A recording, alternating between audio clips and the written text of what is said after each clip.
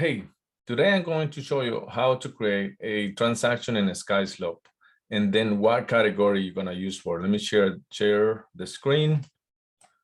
Go to share the screen right here. All right, so here you go. So you open a skyslope and then you create a transaction.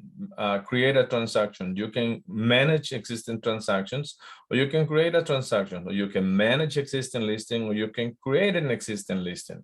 And by the way, sometimes you're looking for some documents for the broker, like the office documents. So you'll find here office documents. If you're looking for the W-9 or you're looking for all these documents, you can search here. Everybody with our company has access to those documents. So going back to create a transaction. So here, I'm going to create a transaction. And let's say this one is a listing, or let's say it's a rental. You got a referral.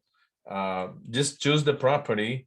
Let's say let's say it was this property. You choose it, or you create it if you don't have it on the FMLS.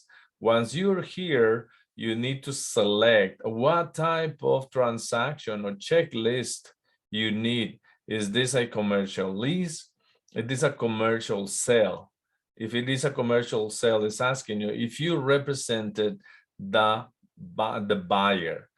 Georgia referral. Did you receive this referral from Georgia? Did you receive this rental listing? Georgia rental sale, Georgia residential listing sale, Georgia residential sale. So once you choose one of these categories, the system will come up with, and then if you fill out just the minimum, if there's no FMLS, you don't need to, but fill out the minimum requirements, okay? I hope this answered your question.